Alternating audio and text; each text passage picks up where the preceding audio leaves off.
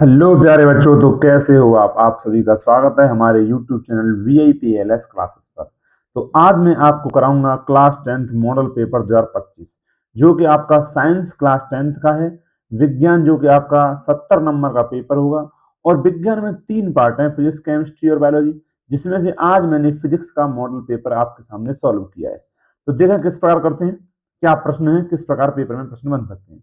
तो सबसे पहला प्रश्न है, श्वेत प्रकाश का कौन सा रंग कांच के फ्रेम से गुजरने पर अधिकतम विचलन होता है। तो देखो मैं क्या करता हूँ, इसमें प्रश्न को पढ़ता हूँ। 4 ऑप्शन है हमारे सामने, जिसमें आपका दूसरे नंबर बैंगनी बट्टे का लगा हुआ है। मैं इस पर समझाता चलूंगा और इस पर मैं टिक मारता चलूंगा। तो देखो ध्यान से, तो क्या होता है कि जब भी प्रिज्म पर आपका श्वेत रंग आपतित होता है तो उसका 2 बार अपवर्तन होता है, और 2 बार अपवर्तन के बाद वो 7 रंगों में बट जाता है।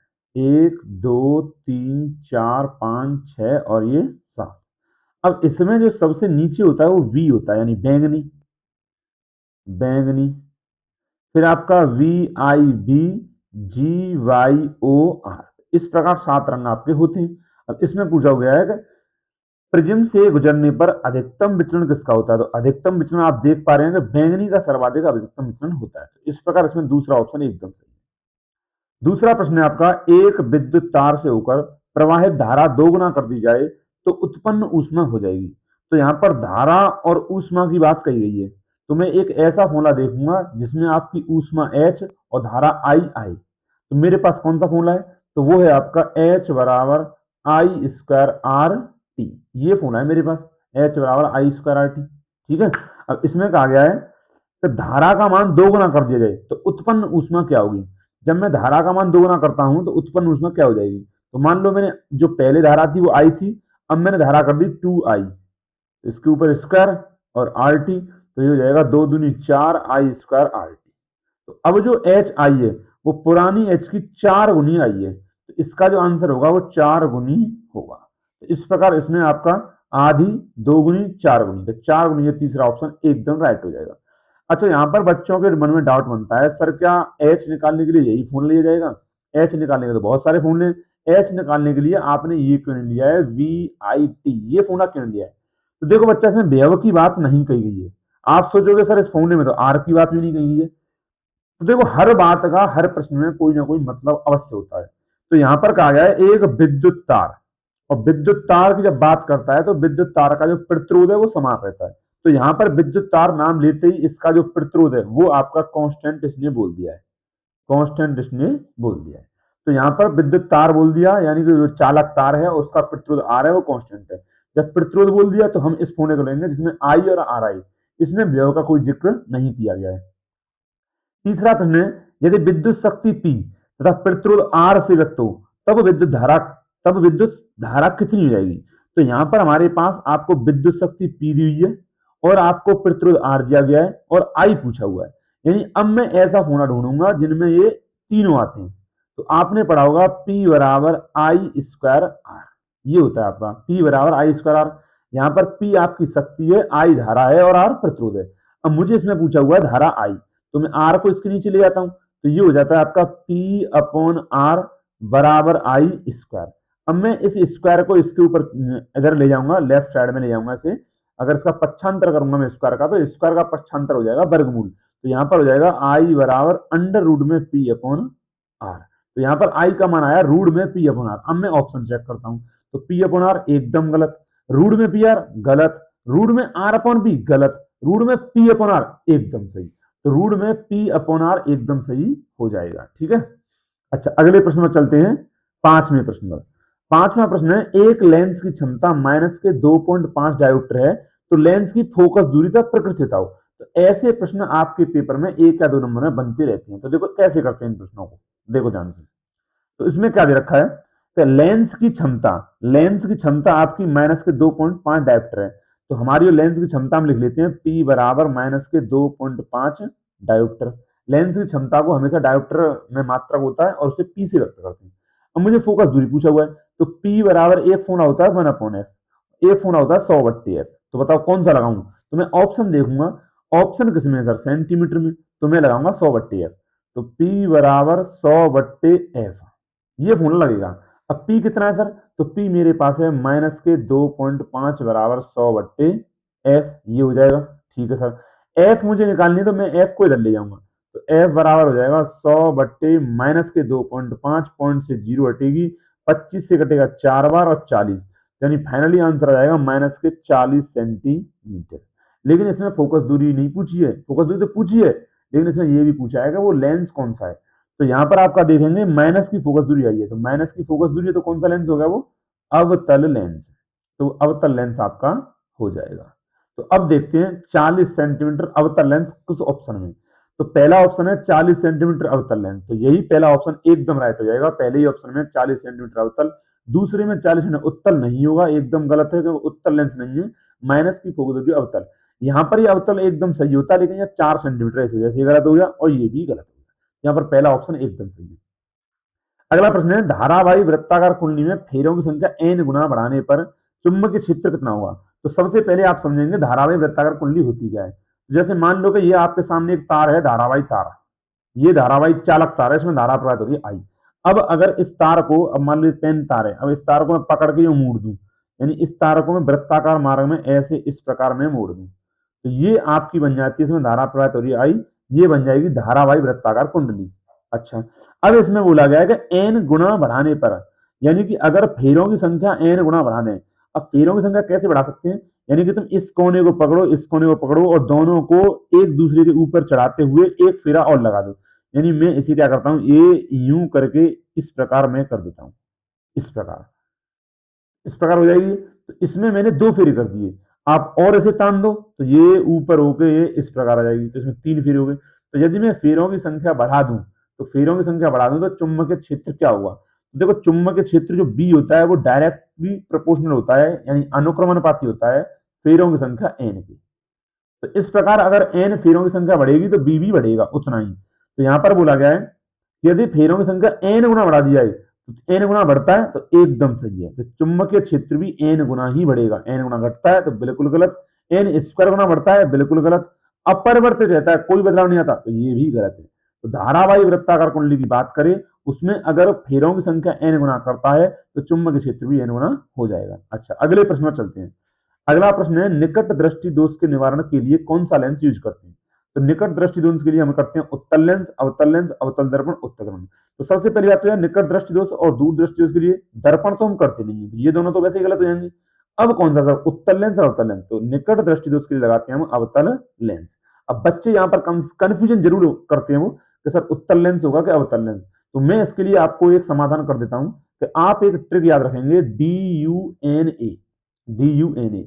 अच्छा, एक बात और विशेष ध्यान रखें कि अगर आप वीडियो पर नए आए हैं तो वीडियो को लाइक कर दें और सब्सक्राइब जरूर कर दें। तो ये जो ट्रिक है जो बहुत इंपोर्टेंट ट्रिक है, इसकी अगर आप इसे सीख गए तो आप निकट दृष्टि दोष, दूर दृष्टि दोष कोई प्रश्न गलत नहीं करोगे।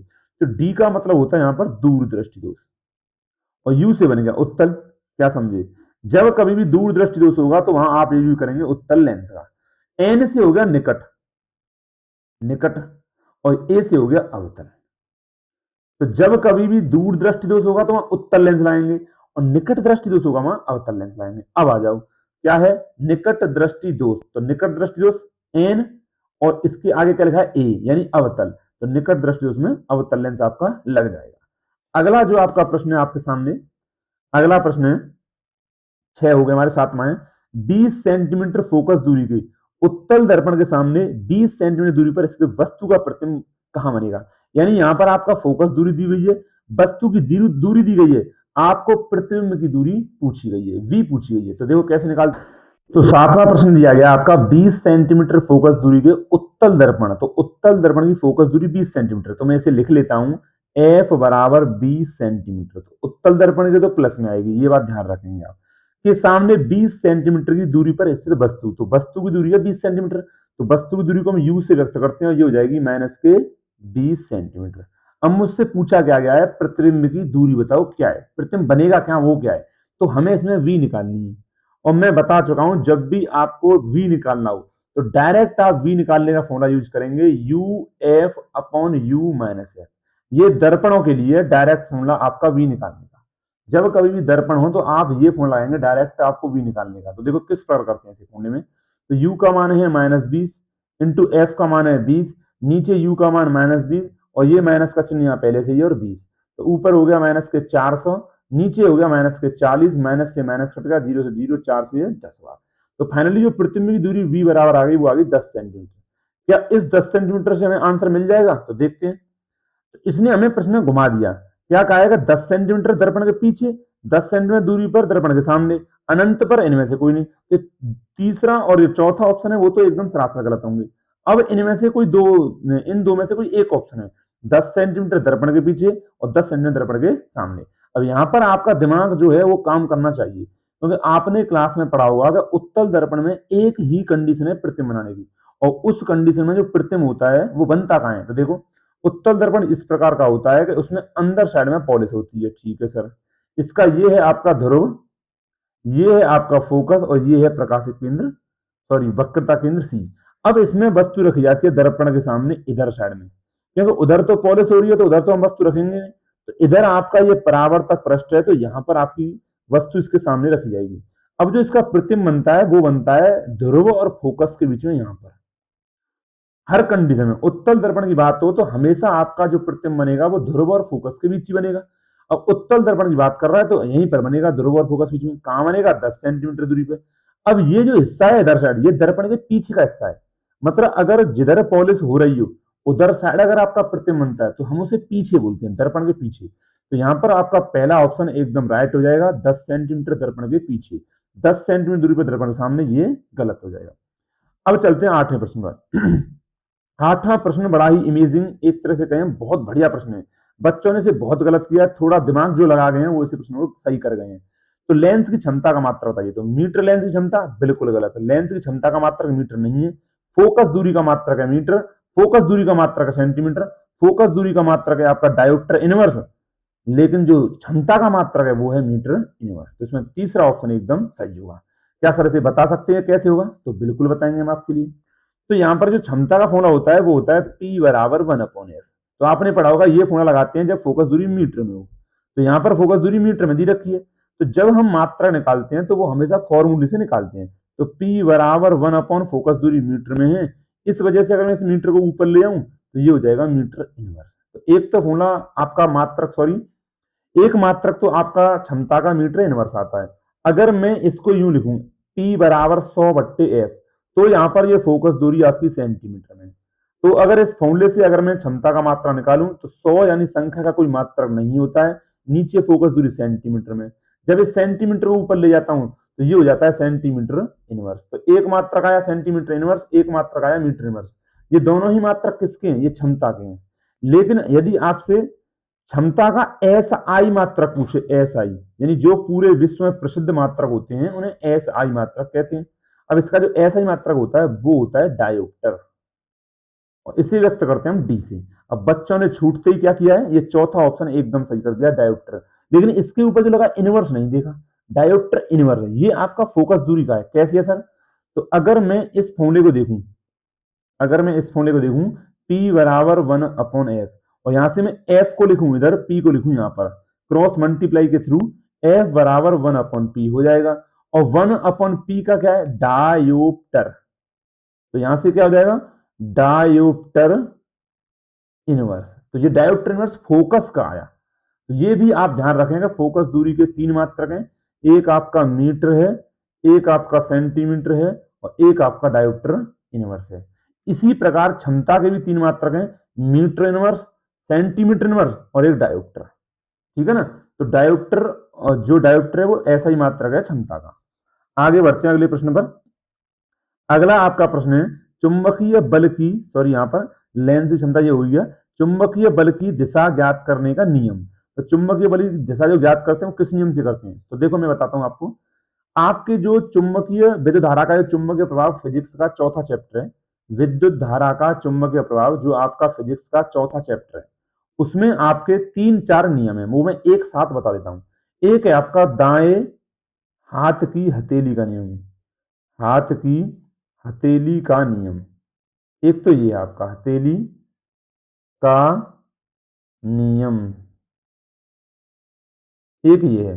तो दाएं हाथ की हथेली का नियम काम आता है आपका चुंबकीय क्षेत्र की दिशा ज्ञात करने में। ये याद रखेंगे आप। चुंबकीय क्षेत्र की दिशा आपसे पूछे तो दाएं हाथ की हथेली का नियम आप लगा देंगे। अगला एक और नियम बताता हूं मैं, एक है आपका फ्लेमिंग के, एक तो है फ्लेमिंग के बाएं हाथ का नियम, बाएं हाथ का नियम, और एक सर जो है वो है फ्लेमिंग के दाएं हाथ का नियम, दाएं हाथ का नियम। तो फ्लेमिंग के बाएं हाथ का जो नियम है वो है आपका चुंबकीय बल की दिशा बताने के लिए, चुंबकीय बल की दिशा बताने के लिए। लेकिन जो आपका फ्लेमिंग के दाएं हाथ का नियम है ये बताता है आपको प्रेरित धारा की दिशा, याद रखेंगे ना आप, प्रेरित धारा की दिशा के लिए। तो जब कभी कहे प्रेरित धारा की दिशा के लिए कौन सा नियम है, तो फ्लेमिंग के दाएं हाथ का नियम, और फ्लेमिंग के बाएं हाथ का नियम चुंबकीय बल। तो यहां पर मुझे चुंबकीय बल की दिशा पूछी है, चुंबकीय बल, चुंबकीय बल की दिशा ज्ञात करने के लिए हम लगाएंगे ओम का नियम, बिल्कुल गलत है, ये तो सरासर गलत है।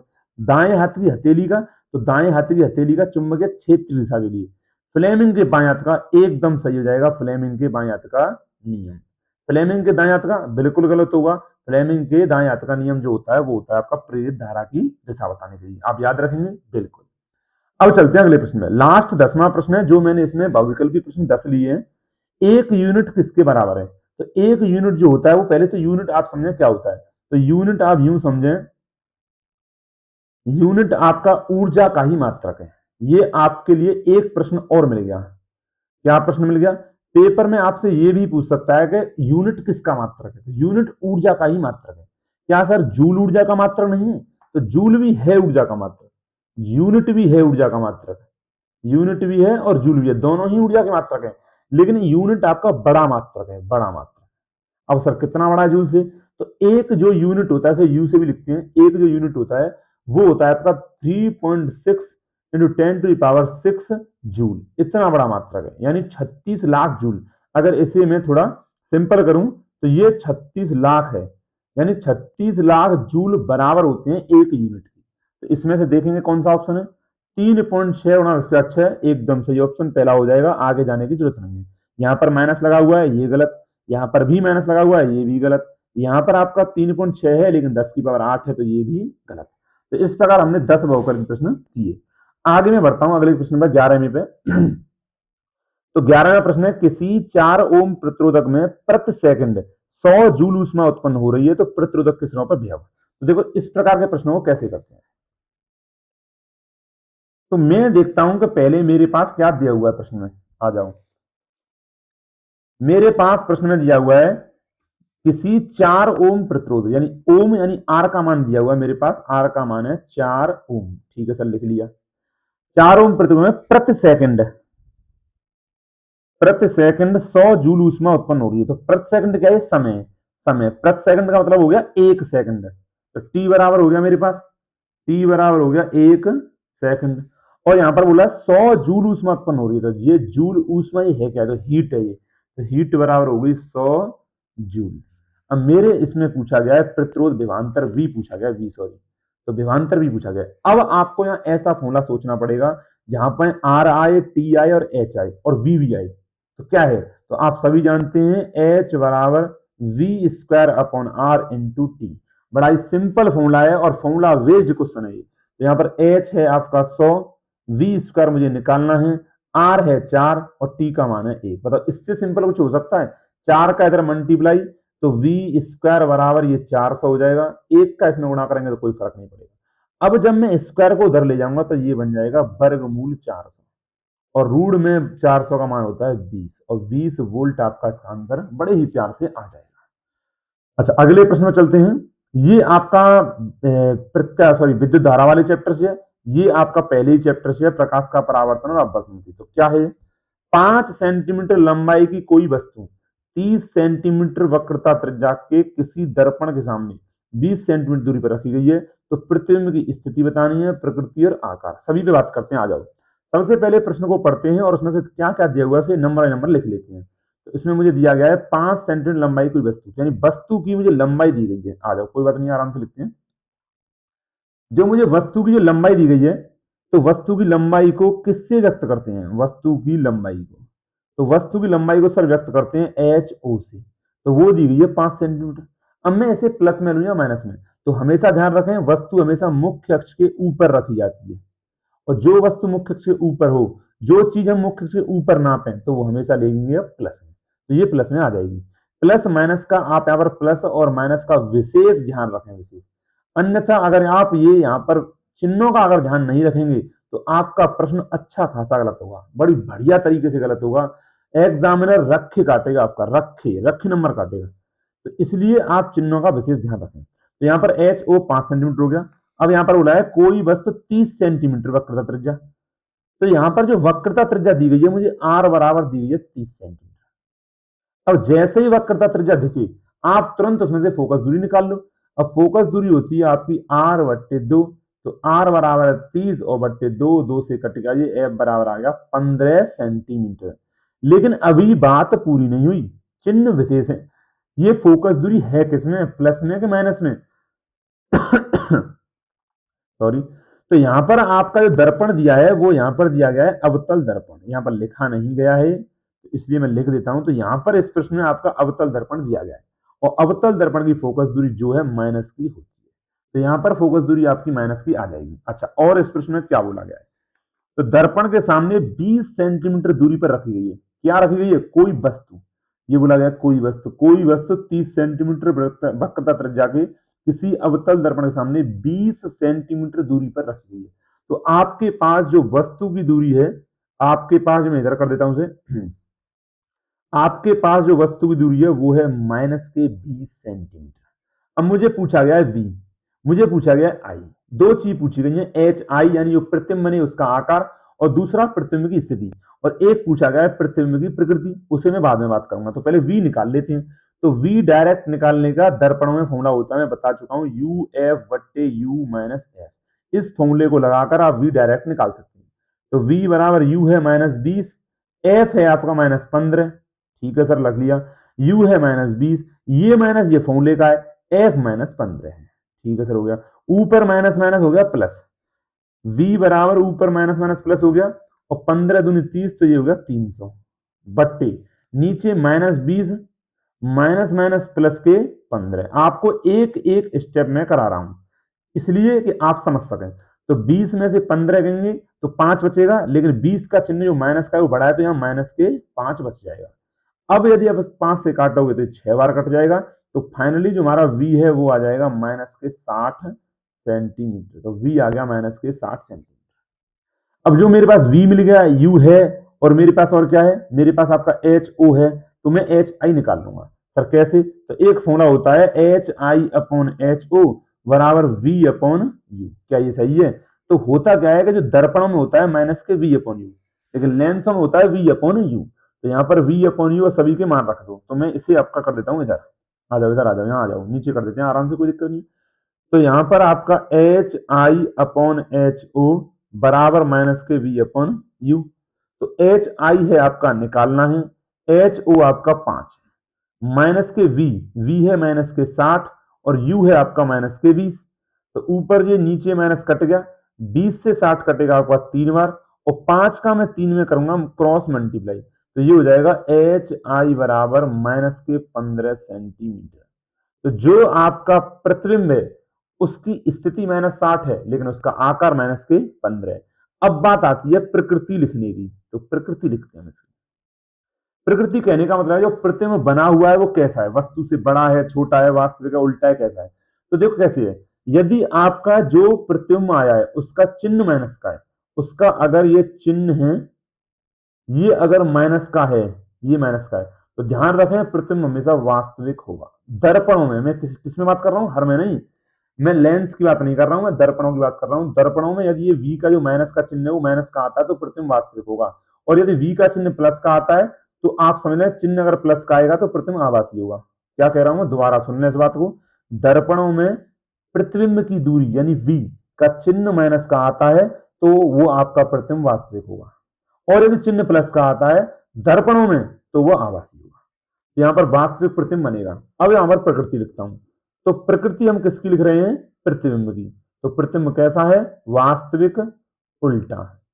ये कहां से लिख दिया सर आपने उल्टा, तो आप ये याद रखें कि जहां वास्तविक होता है वहां उल्टा तो पक्का होगा ही होगा।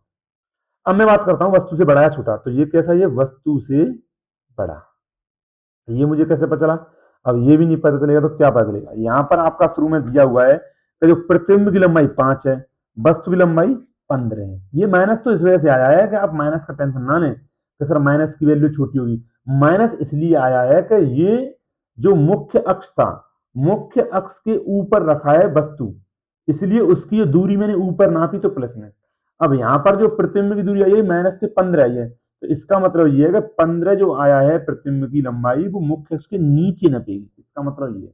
तो माइनस चिन्ह ये बता रहा है कि जो आपका प्रतिबिंब बनेगा वो मुख्य अक्ष के नीचे बनेगा। तो यहाँ पर आपका क्या है, प्रतिबिंब वस्तु से बड़ा है, क्योंकि वस्तु आपकी 5 थी और प्रतिबिंब आपका 15 है। ठीक है, तो ये प्रश्न हमने कर लिया। आगे प्रश्न में चलते हैं हम। आगे आपका ओम का नियम क्या है तथा एक विद्युत चालक का प्रतिरोध किन किन बातों पर निर्भर करता है। तो आप ओम का नियम जानते होंगे। मैं इस वीडियो में सिर्फ इस मॉडल पेपर के आपको क्वेश्चन करा रहा हूं, जो कि आपके क्वेश्चन जो आपके बोर्ड एग्जाम में बनते हैं। ओम का नियम क्या होता है तो मैं लिख देता हूं। वैसे किसी चालक की, आपको यदि नहीं पता है तो आप लिख लें, किसी चालक की भौतिक अवस्था, क्या समझे आप, किसी चालक की भौतिक अवस्था। अगर आपको आता है ये तो आप वीडियो को थोड़ा सा स्किप करके सीधे न्यूमेरिकल पे पहुंच सकते हैं। तो किसी चालक की भौतिक अवस्था जैसे क्या क्या होती है भौतिक अवस्था, जैसे ताप, दाब, लंबाई और चौड़ाई आदि आदि कर देते हैं। आदि घनत्व भी होती है, आयतन भी होता है, बहुत सारी होती है।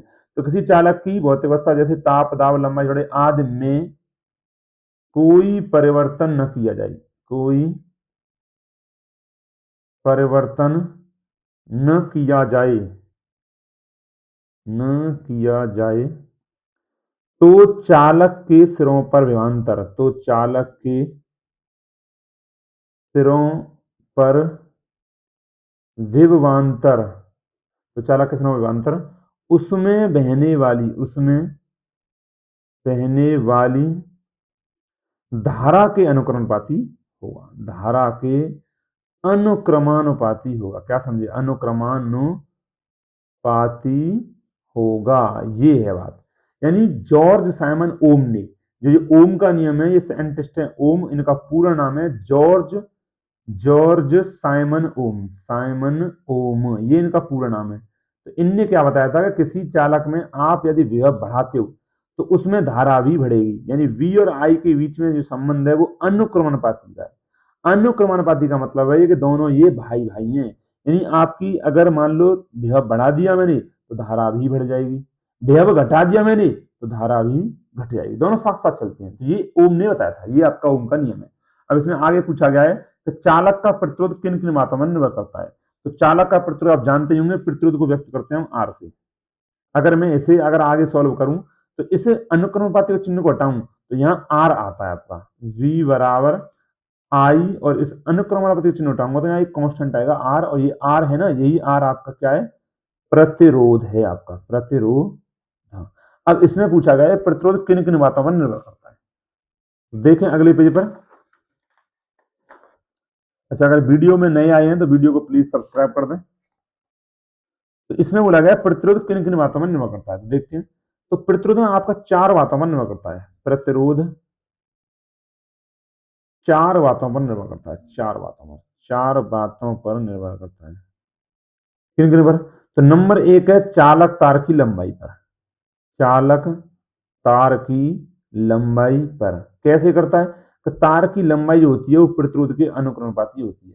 तार की यदि आप लंबाई बढ़ाओगे तो प्रतिरोध भी बढ़ जाएगा। दूसरा करता है आपका चालक के, चालक तार में चालक शब्द क्यों यूज कर रहा हूं, तो जो प्रतिरोध है ना वो चालकों का ही आपको अपने सिलेबस में पढ़ना है। तो चालक तार के अनुप्रस्थ काट के क्षेत्रफल, अनुप्रस्थ काट के क्षेत्रफल पर, तो अनुप्रस्थ काट के क्षेत्रफल करता है कि जो प्रतिरोध वो होता है वो व्युत्क्रमानुपाती होता है 1/a। ये A है आपका अनुप्रस्थ काट का क्षेत्रफल। यानी कि अगर आप अनुप्रस्थ काट का क्षेत्रफल बढ़ाते हो तो आपका प्रतिरोध कम हो जाता है। इसका मतलब यह है कि तार आप यदि मोटा करते हो, ये आपका तार है, और यदि आपने अगली बार किसी विधि द्वारा ये तार मोटा कर दिया तो इसका ये एरिया बढ़ेगा, ये होता है अनुप्रस्थ काट का एरिया। यहाँ पर ये जो वृत्ताकार जो आकार बन रहा है, कोई तार बेलनाकार होता है, उसमें जो अनुप्रस्थ काट का क्षेत्रफल होता है वो आगे वाला होता है, आगे वाला। तो यहाँ पर आप देख रहे हैं ये सर्कल बन रहा है, ये वृत्त बना है, ये छोटा है और यहाँ पर ये वृत्त बड़ा है। तो यहाँ पर आपका एरिया बढ़ गया है, तो यहाँ पर एरिया बढ़ गया है, तो यहाँ पर प्रतिरोध कम हो गया है। ठीक है। तीसरा निर्भर करता है तापमान पर। तापमान पर कैसे निर्भर करता है? आर अनुक्रमानुपाती होती है टी तापमान की। यानी अगर आप किसी चालक तार का तापमान बढ़ा दें तो उसका प्रतिरोध भी बढ़ जाएगा, और प्रतिरोध बढ़ जाएगा तो उसमें धारा का मान कम हो जाएगा। चौथा करता है पदार्थ की प्रकृति पर। पदार्थ की प्रकृति पर, तो पदार्थ है किस चीज का, तो इन चार चीज पर आपका प्रतिरोध निर्भर करता है। अगले प्रश्न पर हम चलते हैं। तो मैं इस वीडियो में थ्योरी नहीं करा रहा हूं, मैं इस वीडियो में न्यूमेरिकल आपको करा रहा हूं। तो अगले न्यूमेरिकल पर चलते हैं। तो अगला जो न्यूमेरिकल है, ये 14वां प्रश्न है। इसमें पूछा गया चुंबकीय क्षेत्र रेखाएं के कुछ चार गुण लिखो। चुंबकीय बल रेखाएं होती हैं, उनके कुछ चार गुण लिखने हैं, और दाएं हाथ की हथेली का नियम लिखना है, और किसी ऊर्ध्वाधर धारावाही चालक तार के कारण उत्पन्न चुंबकीय क्षेत्र रेखाओं बनाओ। यानी कि अगर कोई तार मैंने ले लिया जो ऊर्ध्वाधर है और इसमें धारा आई प्रवाहित हो रही है, तो इसके चारों ओर चुंबकीय बल रेखाएं कैसे बनेंगी? तो आपको पता होगा कि किसी तार के चारों ओर चुंबकीय बल रेखाएं सकेंद्रीय रूप में ऐसे इस प्रकार बनती है। ठीक है। अब इनके गुण क्या है वो लिखने हैं, और आपको चुंबकीय क्षेत्र रेखा में गुण लिखने चाहिए। तो मैं इसमें आपको न्यूमेरिकल करा रहा हूं इस वीडियो में, तो सीधे न्यूमेरिकल पर हम चलते हैं। ये थ्योरी आप पढ़ लोगे। 15वां जो आपका प्रश्न है वो है किसी मकान में 200 वोल्ट पर विद्युत आपूर्ति की जाती है। 200 वोल्ट पर किसी मकान में बिजली दी जा रही है। अच्छा ठीक है। तो उस मकान में 50-50 वाट के 10 पंखे हैं। तो 10 पंखे हैं आपके 50-50 वाट के। ठीक है सर। तो कुल वाट कितना होगा? कुल वाट, तो कुल वाट हो गया मेरे पास 500 वाट। भाई 50 वाट का एक पंखा, तो 10 पंखे कितनी हो गई? 500 वाट की। ठीक है। आगे है 10 घंटे प्रतिदिन चलते हैं, यानी कि मेरे पास जो घंटे हो गए वो हो गए 10 घंटे। 10 घंटे वो रोज चलते हैं। तो पूछा हुआ है कि 3.5 रुपए प्रति यूनिट के हिसाब से एक महीने का बिल कितना आएगा? एक महीने का, यानी दिन मेरे पास दिया हुआ है एक महीने, एक मंथ, और एक मंथ में मैं दिन मानूंगा 30 दिन, 30 दिन मानूंगा मैं। ठीक है ना। अच्छा, तो अब आपसे पूछा गया है एक महीने का बिल। तो एक महीने का बिल निकालने के लिए आपको पहले यूनिट निकालनी पड़ेगी। तो मैं क्या करता हूं कि इसमें आपको यूनिट निकालने का फॉर्मूला लिख देता हूं। तो यूनिट निकालने का फॉर्मूला होता है वाट इंटू घंटा इंटू दिन बट्टे 1000। तो आप इस फॉर्मूले को लगाकर आराम से यूनिट निकाल सकते हो। तो वाट है आपके 500, घंटा है आपके 10, और दिन है आपके 30, और बट्टे 1000। आसानी से 3 जीरो यहां से कट जाएंगी, बचेगा 5 या 15, तो 150 यूनिट आपके एक महीने में बन जाएंगे। ये तो आगे यूनिट, लेकिन हमें निकालना है बिल। तो आपका जो एक यूनिट है वो है 3.5 रुपए का। तो आपके 150 यूनिट होंगे 3.5 गुणा 150, कितने रुपए हुए? तो ये बैठेंगे आपके 525 रुपए। तो इतने रुपए आपको बिजली का बिल भरना पड़ेगा। अगला प्रश्न है किसी चालक की त्रिज्या, ये आपका 15वां प्रश्न हो गया। 16वां प्रश्न, किसी चालक तार की त्रिज्या 2 गुना कर दी जाए तो नया प्रतिरोध क्या होगा? और पुराना प्रतिरोध दिया गया है 64 ओम। तो देखो इस प्रकार के प्रश्नों को कैसे करते हैं, आज इन प्रश्नों का छुटकारा कर देते हैं। इस प्रकार का कोई भी प्रश्न आएगा आपसे नहीं छूटेगा, ये मेरी गारंटी है। तो देखो इसे रख देते हैं हम यहाँ, ध्यान से सुना भी समझेंगे। यदि आपको प्रश्न में लंबाई की बात करता है, लंबाई की, तो आपको फॉर्मूला लगाना है R1 अपॉन R2 बराबर L1 अपॉन L2 का होल स्क्वायर। यदि आपको क्षेत्रफल की बात करता है, सिर्फ क्षेत्रफल की, तो आपको फॉर्मूला लगाना है R1 अपॉन R2 बराबर A2 अपॉन A1 का होल 4। ये ध्यान रखें आप। यदि आपको त्रिज्या की बात करता है, त्रिज्या की, तो आपको लगाना है R1 अपॉन R2 बराबर छोटी R2 अपॉन छोटी R1 का होल 4। त्रिज्या को यहाँ पर R से व्यक्त किया गया है। ये वाली R प्रतिरोध के लिए है, समझे ना। अभी लिख दूंगा।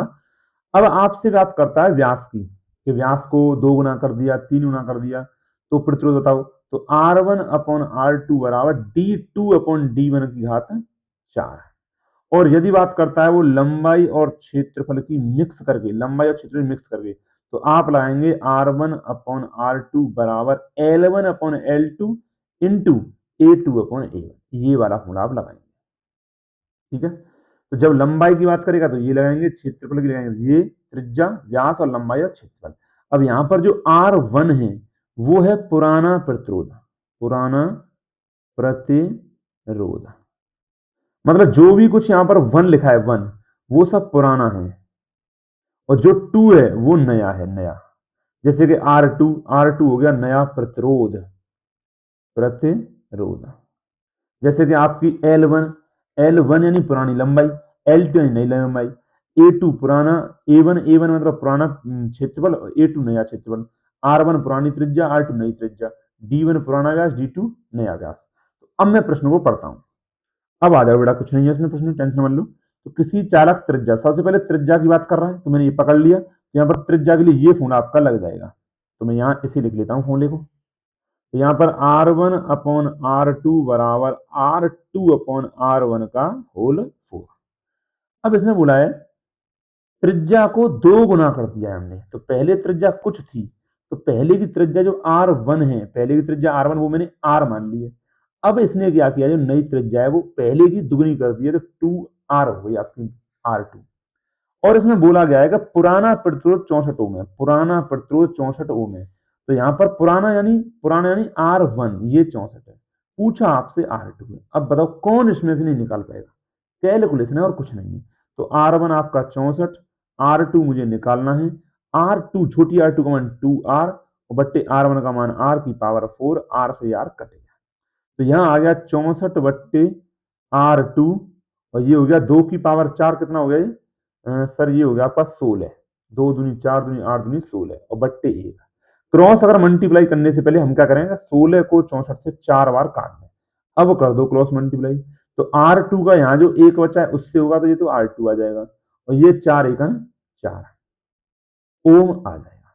तो ये जो आपका त्रिज्या दुगनी की है आपने, तो त्रिज्या दुगनी करने पर आपका जो पुराना प्रतिरोध 64 ओम था, अब जो नया प्रतिरोध आएगा वो 4 ओम आ जाएगा। अगले प्रश्न पर चलते हैं हम 17वें पर। 17वां प्रश्न है आपका कि 2 ओम 4 ओम 6 ओम के 3 प्रतिरोध हैं और 24 वोल्ट की बैटरी से लगे हुए हैं। ऐसा आपका पेपर में एक प्रश्न जरूर बनता है, ये विद्युत धारा वाले चैप्टर से है। इसमें तीनों प्रतिरोध में व्यव पूछा है, इस पर व्यव कितना है और तुल्य प्रतिरोध कितना है, संपूर्ण धारा। तो सिंपल क्वेश्चन है, हार्ड नहीं है। तो पहली बात तो हम इसमें तुल्य प्रतिरोध निकाल लेते हैं, तुल्य प्रतिरोध। तो मैं क्या करता हूं, इसे नाम देता हूं मैं R1, इसे देता हूं मैं R2, इसे देता हूं मैं R3। तो ये R1 है, ये R2 है, ये R3 है। तो हम लिखेंगे यहाँ पर R1, R2 व R3 को किसमें जोड़ेंगे, श्रेणी क्रम में। एकदम सही, श्रेणी क्रम में जोड़ने पर, क्योंकि आप सभी को दिख रहा है कि तीनों ही जो प्रतिरोध है वो एक ही तार पर है, एक ही तार पर है। या ये समझ लो कि अगर बैटरी से धारा निकली, आई धारा, तो तीनों में समान जाएगी, और जब तीनों में समान धारा जाएगी तो यूं समझ लो कि तीनों श्रेणी क्रम में हैं। और श्रेणी क्रम में प्रतिरोधों का जोड़ने का तरीका होता है R बराबर R1 plus R2 plus R3। इससे सिंपल कुछ हो ही नहीं सकता। तो R1 आपका 2 है, R2 आपका 4 और ये आपका 6, ये हो गया आपका 12 ओम। तो 12 ओम तुल्य प्रतिरोध आ गया। इसमें तुल्य प्रतिरोध पूछा गया, ये दूसरा ये हो गया।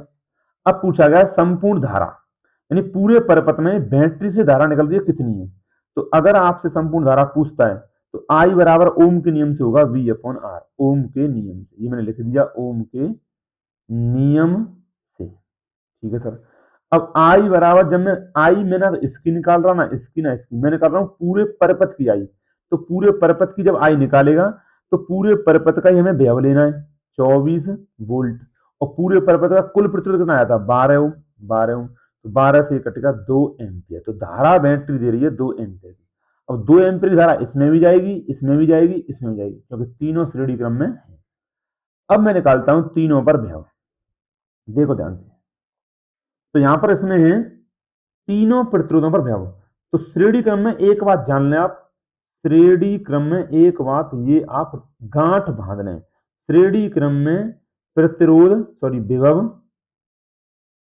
विभव अलग अलग होता है, अलग अलग होता है। ये बात आप ध्यान रखना, श्रेणी क्रम में आपका जो आपका व्यव है वो अलग अलग होता है। तो इन तीनों पर व्यव अलग अलग आएगा। धारा तो समान है, आप सबको दिख रही है कि एक ही तार है, तो इसमें भी वही जाएगी। भाई एक ही पाइप है तो पानी एक ही पाइप में तो वही रहेगा सेम। पानी से आप रिलेट करो कि अगर ये एक ही पाइप है तो इसमें भी वही पानी है, यहाँ भी वही पानी है, सब जगह वही पानी है कि नहीं। धारा और पानी एक तरीके से समझो आप, तो धारा भी तीनों में सेम रहेगी, यहाँ भी आई है, यहाँ भी आई है, यहाँ भी आई है। तो अब मैं निकालता हूं पहले V1। V1 यानी इस पर विभव, V1 है R1 पर विभव, V2 है R2 पर विभव और V3 आपका R3 पर। तो V1 निकालूंगा तो इस V1 यानी विभव निकालने होना क्या है IR। तो इसमें कितनी धारा आ रही है वो लिखूंगा और इसका कितना प्रतिरोध है वो लिखूंगा। तो इसका प्रतिरोध है R1 और इसमें धारा कितनी आ रही है 2। तो इसमें धारा आ रही है 2 एम्पियर की और R1 है आपका 2, तो ये हो जाएगा 4 वोल्ट। तो इस पर आया 4 वोल्ट विभव। ठीक है, अब निकालता हूं मैं V2। ठीक है,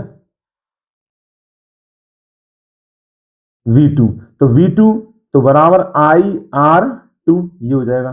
तो I कितनी है इसमें 4 ओम में, तो 4 ओम में जो धारा जा रही है वो 2 एम्पियर की है, क्योंकि दोनों में तीनों में सब में समान जाएगी और R2 का मान है आपका 4 ओम, तो ये हो जाएगा 8 वोल्ट। अब V3, तो V3 है आपका 6 ओम के प्रतिरोध पर विभव, ठीक है ना। तो 6 ओम के प्रतिरोध फॉर्मूला यही लगेगा IR3। तो I है 2, R3 है 6, 6 दूनी 12 वोल्ट। तो तीनों के विभव आ गए। अब इन तीनों को जोड़ो आप, 12 8 20 और 4 24। तो तीनों का विभव जोड़ने पर आपका 24 हो रहा है।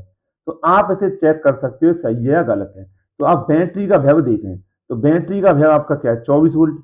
तो 24 वोल्ट की बैटरी ने इन तीनों को श्रेणी क्रम में विभव बांट दिया और तीनों को जो भी विभव बांटा श्रेणी क्रम में, उन तीनों के विभवों का योग होगा वो बैटरी के विभव के बराबर होगा।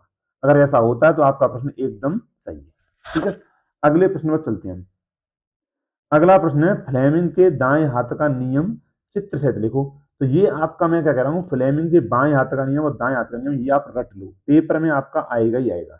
मैं इससे मैं बता देता हूँ। दाएं हाथ का मतलब होता है सीधा हाथ। दायां कैसे याद रखेंगे आप, दायां बोलता है आपसे तो दायां समझो आप दमदार, दमदार दायां दमदार, और दमदार हमारा कौन सा हाथ होता है ज्यादातर सीधा।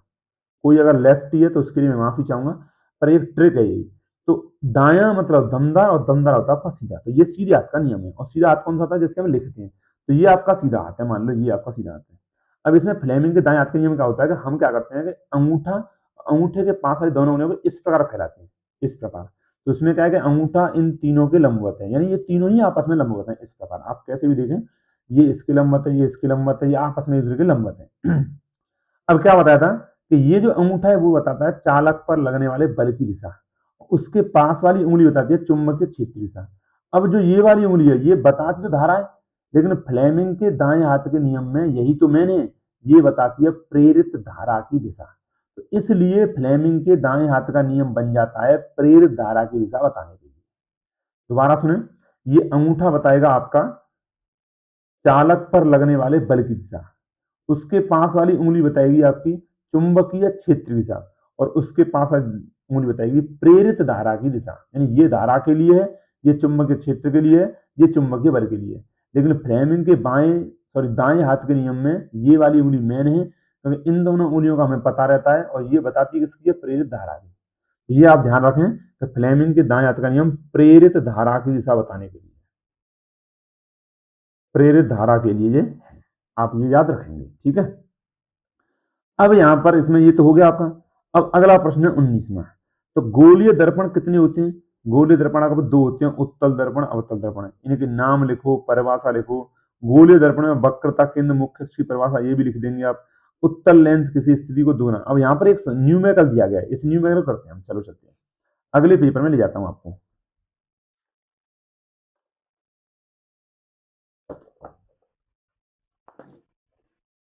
तो न्यूमेरिकल कहा है, यदि उत्तल लेंस किसी वस्तु का 2 गुना बड़ा वास्तविक प्रतिबिंब बनाता है। तो सबसे पहले उत्तल लेंस की बात कर रहा है और उत्तल लेंस किसी वस्तु का 2 गुना बड़ा वास्तविक प्रतिबिंब बनाता है। तो मैं आपको बता चुका हूं कि जब भी 2 गुना 3 गुना 4 गुना का ये सभी वैल्यू एम की होती है और 2 गुना बोल रहा है तो ये 2 हो जाएगा। प्रतिबिंब कैसा बना रहा है, कहां पर है वास्तविक प्रतिबिंब। तो वास्तविक है तो हम इसके लिए लिख लेंगे आप -2, क्योंकि वास्तविक प्रतिबिंब के लिए लेंस हो या आपका दर्पण हो, दोनों में ही आपका वास्तविक प्रतिबिंब के लिए ये जो बातें मैं लिख रहा हूं, जो ये बातें बीच बीच में आपको बता रहा हूं, ये सभी इंपोर्टेंट बातें हैं, इन्हें आप लिख लें। तो लेंस हो या दर्पण हो, सभी में आपको वास्तविक प्रतिबिंब की बात करता है, वास्तविक प्रतिबिंब। तो वहां पर आपका एम दोनों में ही आपका माइनस का लेना है। आपका लेंस हो या दर्पण हो, अगर आभासी प्रतिबिंब की बात करता है, आभासी, तो वहां पर आपको एम लेना है आपका प्लस का। ये आप ध्यान रखेंगे। ठीक है, लेंस या दर्पण हो वास्तविक माइनस, लेंस या दर्पण हो आभासी प्लस। तो इसमें बोला गया उत्तल लेंस, किसी वस्तु का 2 गुना, तो 2 गुना, 3 गुना, आधा, 1 चाहिए, सभी मान m के होते हैं, लेकिन आगे बोला गया है वास्तविक प्रतिबिंब बनाता है, तो इसलिए m बराबर मैंने -2 लिख दिया। अब जो m का जो फॉर्मूला होता है लेंस के लिए वो होता है v/u और बराबर -2, तो यहाँ पर v बराबर आ जाएगा -2u। इसे बोल देंगे हम समीकरण नंबर 1। क्या समझे आप? यहाँ पर जो m है वो रेखीय आवर्धन है और रेखीय आवर्धन m का फॉर्मूला होता है v/u। अगर आप सीरियस होकर बोर्ड एग्जाम की तैयारी कर रहे हैं तो आपको ये याद होगा, नहीं तो मजे लो आराम से, कोई टेंशन नहीं लेंगे। तो 2 गुना बड़ा वास्तविक प्रतिबिंब बनता है यदि इसकी फोकस दूरी, किसकी, इस उत्तल लेंस की फोकस दूरी 30 सेंटीमीटर है, तो फोकस दूरी हमारे पास हो गई 30 सेंटीमीटर। प्लस में कि माइनस में? तो सर इसमें प्लस में लेंगे क्योंकि उत्तल लेंस है, उत्तल लेंस की फोकस दूरी प्लस में। तो इसमें पूछा गया है प्रतिबिंब की स्थिति तथा वस्तु की दूरी, यानी इसमें v और u दोनों पूछे गए आपसे। तो चलो करते हैं इस प्रश्न को। देखो, तो मैं क्या करता हूं, इसमें मेरे पास f है, बिल्कुल है सर, v है, बिल्कुल है, तो u निकाल लो। तो 1/f बराबर 1/v माइनस के 1/u, क्योंकि लेंस का प्रश्न है और लेंस के फॉर्मूला होता है 1/v माइनस 1/u। ये गलती मत कर देना, लेंस के में माइनस होता है, दर्पण के में प्लस होता है। दोनों ही फॉर्मूले आपको एकदम याद होने चाहिए, इनमें कोई आपको अंतर नहीं नजर आना चाहिए। यहाँ पर आपको जो अंतर है वो प्लस और माइनस का है और कुछ नहीं। 1/f है 30 बराबर 1/v है माइनस के 2u माइनस के 1/u में निकालना है, तो यहाँ से हम बड़े ही आसानी से निकाल लेंगे। 1/30 बराबर लासा आ जाएगा 2u, 2u का 2u में भाग देंगे एक बार तो -1, माइनस के u का 2u में देंगे तो कितना आएगा, तो u का 2u में देंगे 2 बार तो -2, ये हो जाएगा माइनस के 3/2u। अच्छा सर, तो 1/30 बराबर माइनस के 3/2u। 2 से ये 30 कट जाएगा 15 बार, और 15 का क्रॉस मल्टीप्लाई इधर होगा और u का क्रॉस मल्टीप्लाई इधर होगा, तो u का 1 में करेंगे तो u, और 15 का 3 में माइनस के 15 45, तो ये आपका u बराबर माइनस के 45 सेंटीमीटर आ जाएगा। क्या ये सही आंसर है? तो बिल्कुल सही है। वस्तु की दूरी हमेशा माइनस में आती है, यहाँ भी आई है तो एकदम सही है। अब इस u का मान हम समीकरण 1 में रख देंगे, समीकरण 1 में रख दो, समीकरण 1 ये आपका, तो v बराबर माइनस के 2u, v बराबर माइनस के 2 इंटू u क्या सर -45, तो -45, तो v बराबर आ गया आपका 45 दूनी 90 सेंटीमीटर। तो आपसे यह v और u पूछा गया है, दोनों मैंने निकाल दिए। अगले प्रश्न पर मैं चलता हूं। तो अगला प्रश्न है कि एक चालक पर सामान्य अवस्था में 5 × 10⁻12 इलेक्ट्रॉन अधिक है। कितने इलेक्ट्रॉन अधिक है? 5 × 10⁻12। तो मैं लिख लेता हूं। तो ये जो आपका प्रश्न दिया गया है विद्युत वाले चैप्टर से, आवेश वाले से, तो यहाँ पर बोला गया कि सामान्य अवस्था से 5 × 10⁻12 इलेक्ट्रॉन अधिक है। तो इलेक्ट्रॉन अधिक है, तो ये है क्या? तो ये आपका इलेक्ट्रॉनों की संख्या है n बराबर 5 × 10⁻12। जैसे मैं कहूं कि सर आज क्लास में 50 बच्चे अधिक आए हैं, तो 50 क्या है? बच्चों की संख्या। मैं कहूं कि आज क्लास में 10 बच्चे कम हैं, तो 10 क्या है? बच्चों की संख्या। तो यहाँ पर भी क्या है? सामान्य अवस्था में इतने इलेक्ट्रॉन अधिक हैं, तो इलेक्ट्रॉन की संख्या हुई ना। बिल्कुल, आपसे पूछा गया है आवेश बताओ और आवेश की प्रकृति, यानी उस वस्तु पर आवेश कितना है, तो Q आपसे पूछा गया है। तो जब आपको Q पूछे और n दे इलेक्ट्रॉन संख्या, तो सीधे फोन लगाना आपको Q बराबर n। तो Q तो हमारे पास निकालना ही निकालना है। n का मान है 5 × 10⁻12 और E का मान है 1.6 × 10⁻−19। ये तो हाई स्कूल में जो अच्छी तरह तैयारी कर रहा है, इसे नंबर लाने हैं, अपना सपना साकार करना है, तो उसे तो ये मान तो याद होगा ही हुआ। और ये मान आपको यदि याद नहीं है कि इलेक्ट्रॉन पर कितना आवेश होता है, तो समझ लो उसका कुछ नहीं होने वाला। तो Q बराबर 16 का 5 में 80। अब एक संख्या पॉइंट यहाँ आ जाएगा गुणा 10⁻12 में से -19 गए तो -7। अब मैं से और सही करूं तो Q बराबर हो जाएगा 8 × 10⁻−7 कूलम। अब इतना आवेश उस वस्तु पर आया, इस वस्तु पर इतना आवेश आया है 8 × 10⁻7 कूलम। लेकिन इसमें यह बात यहीं पर नहीं खत्म होती है। इसमें पूछा गया है कि आवेश कितना है, वो हमने निकाल लिया, और पूछा है कि उस वस्तु की प्रकृति कैसी है। तो उस वस्तु की जो प्रकृति होगी बच्चा, वो होगी आपकी ऋण आवेशित। सर कैसे हो गई ये और बता दो, तो बिल्कुल बताएंगे। तो यहाँ पर बोला गया है कि चालक पर सामान्य अवस्था में इतने इलेक्ट्रॉन अधिक हैं। जब इलेक्ट्रॉन आपके अधिक होंगे तो प्रकृति तो ऋण आवेश होगी। लेकिन अगर यहाँ पर बोलता है इलेक्ट्रॉन कम, तो हम प्रकृति कहते हैं धन आवेश। ये समझिए आप मैं क्या कह रहा हूं। अगर इलेक्ट्रॉन कम है तो धन आवेशित, और अगर इलेक्ट्रॉन अधिक है तो ऋण आवेशित। अब इसके अथवा में एक प्रश्न और दिया हुआ है, उस लास्ट प्रश्न को करते हैं हम। चलो चलते हैं आगे। तो लास्ट आपका प्रश्न दिया है, मानव नेत्र रंग बिरंगा संसार से, निकट दृष्टि दोष से पीड़ित एक व्यक्ति केवल 20 मीटर की दूरी तक ही देख सकता है। तो सबसे पहले तो आप ये समझेंगे कि निकट दृष्टि दोष क्या होता है। तो निकट दृष्टि दोष, नाम में ऐसा लग रहा है कि निकट दृष्टि दोष में निकट का दिखाई नहीं देता, लेकिन आप इसका उल्टा सोचो कि निकट दृष्टि दोष में निकट का ही दिखाई देता है, निकट का दिखाई देता है लेकिन दूर का दिखाई नहीं देता। क्या समझे आप? निकट दृष्टि दोष में निकट का दिखाई देता है, दूर का दिखाई नहीं देता, ये आप समझेंगे। अब देखते हैं, तो एक व्यक्ति केवल 20 मीटर की दूरी तक ही देख सकता है, तो दृष्टि दोष को दूर करने के लिए प्रयुक्त लेंस की प्रकृति तथा फोकस दूरी बताओ। तो यानी कि कहने का मतलब यह है, निकट दृष्टि दोष से पीड़ित व्यक्ति 20 मीटर की दूरी तक ही देख सकता है, 20 मीटर। तो ये आपका मानव नेत्र है, ये आपका मानव नेत्र है, ठीक है सर।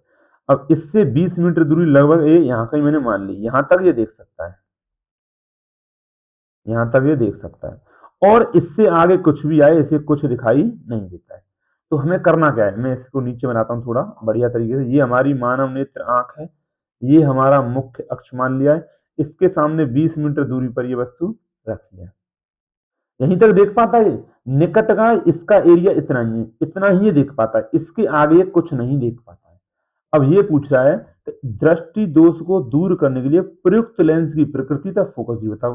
यानी हमें क्या करना है कि वस्तु जो अनंत पे रखी है, यहाँ पर अनंत पे जो वस्तु रखी है वो हमें से दिखानी है, वो हमें से दिखानी है। तो मैं कौन सा लेंस लगाऊं? सबसे पहले बात तो निकट दृष्टि दोष है, और निकट दृष्टि दोष के लिए मैं लगाता हूं अवतल लेंस। ये मैंने आंख के सामने अवतल लेंस लगा दिया। अब ये अवतल लेंस क्या करता है कि अवतल लेंस जो अनंत पर वस्तु रखी है दूर, वो दिखाई नहीं दे रही है, ये अवतल लेंस दूर रखी वस्तु का प्रतिबिंब कहां बना देता है? नजदीक। और नजदीक कहां? 20 मीटर पे।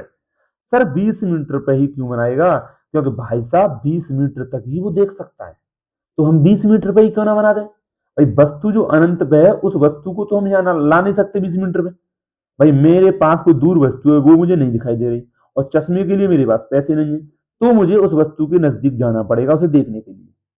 लेकिन मेरी आंख के पास चश्मा है, तो मैं वो काम नहीं करूंगा कि वस्तु के पास नजदीक जाऊंगा, चश्मा काम करेगा। तो चश्मा दूर रखी वस्तु का प्रतिबिंब मेरे नजदीक बना देगा, और जब उस दूर रखी वस्तु का प्रतिबिंब नजदीक आ गया, तो नजदीक बने प्रतिबिंब को मैं अवतल लेंस की सहायता से देख सकता हूं, ठीक है ना। तो यहां पर दूर रखी है वस्तु, तो वस्तु हो गई आपकी अनंत, ठीक है। और जो उस वस्तु को जो अनंत पर रखी है, उस वस्तु का मैं प्रतिबिंब बनाना चाहता हूं अपनी आंख से 20 मीटर दूरी पर, तो प्रतिबिंब की दूरी v बराबर हो गई -20 मीटर, ठीक है। ये अब फोकस दूरी इसमें पूछी है तो आराम से निकाल लो। तो 1/f बराबर 1/v -1/u। तो 1/f मुझसे पूछा गया है, 1/v -20 है, और -1/u है, माइनस के अनंत, माइनस माइनस प्लस हो गया, कोई फर्क नहीं पड़ेगा। 1/अनंत का मान हो जाएगा 0, तो ये आ जाएगा 1/f बराबर -1/20, उधर 0 हो गया। अब अगर क्रॉस मल्टीप्लाई करता हूं तो मेरे पास फाइनली आ जाएगा f बराबर -20 सेंटीमीटर। तो ये हमारी फोकस दूरी। क्या ये सही आई है? तो बिल्कुल सही आई है। निकट दृष्टि उसमें लगता है अवतल लेंस, और अवतल लेंस की फोकस दूरी हमेशा माइनस में होती है, तो उसे अपनी आंख में 20 सेंटीमीटर फोकस दूरी का लेंस लगाना पड़ेगा, जिससे वो अनंत पर रखी वस्तु को अपनी आंख के नजदीक देख सकता है। अच्छा, इसमें एक चीज और पूछी गई है कि प्रयुक्त लेंस की प्रकृति तथा फोकस दूरी बताओ। तो फोकस दूरी तो 20 हो गई, अब जो लेंस हमने आंख के सामने लगाया उसकी प्रकृति और बता दो। तो लेंस जो आंख के सामने लगाया है वो है अवतल लेंस, अवतल लेंस। अब अवतल लेंस के बारे में एक बात और जानो कि अवतल लेंस होता है आपका अपसारी लेंस, अपसारी लेंस, ये और होता है अवतल लेंस, अपसारी लेंस। अपसारी लेंस कैसे है सर? तो अपसारी लेंस ऐसे है कि यह जो अवतल लेंस होता है ये प्रकाश किरणों को अपसरित यानी फैला देता है। प्रकाश किरण जितनी भी आएंगी मुख्य सौंदर्य उन्हें सबको फैला देगा, ठीक है ना, अपसरित कर देगा। तो इस प्रकार मैंने आपका भौतिक विज्ञान का मॉडल पेपर, जो कि आपका साइंस के भौतिक विज्ञान पोर्शन का है, वो मॉडल पेपर मैंने आपके सामने पूरा का पूरा सॉल्व कर दिया। अब अगर आप वीडियो पर नए हो तो इसमें जितने भी प्रश्न आए हैं उनका पूरी तरह से सॉल्यूशन, हर चैप्टर के अच्छे अच्छे क्वेश्चन, अच्छे अच्छे आपके एक तरह से फॉर्मूले, सब मैंने इस वीडियो से पहले आपको 3-4 वीडियो में करा दिए हैं। जैसे विद्युत धारा के फॉर्मूले, विद्युत धारा के प्रश्न, जैसे आपके प्रकाश का परावर्तन के फॉर्मूले प्रश्न, मानव नेत्र के फॉर्मूले प्रश्न, सभी मैंने आपको इससे पहले वीडियो में करा दिए, तो आप उन्हें जाकर देख सकते हैं। आज के बाद हमारे चैनल पर केमिस्ट्री के प्रत्येक चैप्टर की वीडियो एकदम विद सॉल्यूशन, अच्छे अच्छे प्रश्नों के साथ आएगी। केमिस्ट्री की वीडियो आएगी आज से बाद हमारे पास। और फिर केमिस्ट्री की वीडियो कराऊंगा मैं 2 या 3 तारीख तक, 4 तारीख तक, 5 तारीख तक, जितनी भी हो सके मुझसे केमिस्ट्री की वीडियो डालूंगा। हर एक चैप्टर की, हर एक रिएक्शन की, हर एक चीज की केमिस्ट्री की वीडियो आपके पास आ जाएगी। उसके बाद आपका मैं फिर केमिस्ट्री का आपको मॉडल पेपर कराऊंगा। इसी प्रकार मैं आपको फिर बायोलॉजी की वीडियो डालूंगा, फिर बायोलॉजी का मॉडल पेपर कराऊंगा, और फिर मैं एक फिजिक्स का, ये सॉरी साइंस का, क्लास 10th का साइंस का फाइनल आपका मॉडल पेपर लेकर आऊंगा और उसे सॉल्व कराऊंगा। अब फिजिक्स का एक मॉडल पेपर, एक केमिस्ट्री का मॉडल पेपर, एक बायोलॉजी का मॉडल पेपर, और एक इन तीनों का मॉडल पेपर साइंस का मिक्स, इन सभी को मिला लो और इनके प्रश्न जो भी लिखे मैंने उन्हें कर लो। आपका 70/70 कहीं नहीं गया है। मैं क्या कह रहा हूँ, 70/70 कहीं नहीं गया है। इन्हीं आपके मॉडल पेपरों में से आपका फंसेगा, मैं गारंटी कह रहा हूँ। तो इस प्रकार आज का हमने ये मॉडल पेपर किया। अगर वीडियो थोड़ी बहुत भी अच्छी लगती है आपको तो चैनल को सब्सक्राइब करें, लाइक करें, शेयर करें और कमेंट जरूर करें। कमेंट करें, लाइक करें और आपका सब्सक्राइब जरूर करें। ठीक है, थैंक यू।